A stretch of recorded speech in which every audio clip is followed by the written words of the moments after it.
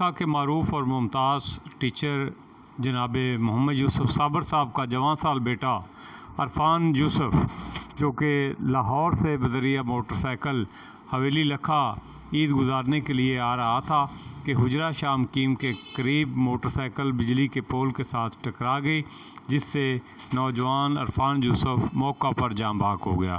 उसकी dead body को तहसील headquarter hospital में शिफ्ट कर दिया गया है और लवाहिकीन जो हैं वो अपने नौजवान खूबसूरत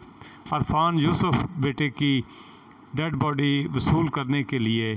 दीपालपुर रवाना हो गए हैं। दुआ गो हूँ कि अल्लाह ताला मरहूम को जन्नतुल फिरदौस में आला मकाम अता फरमाए और वालिदैन को सब्र जमील अता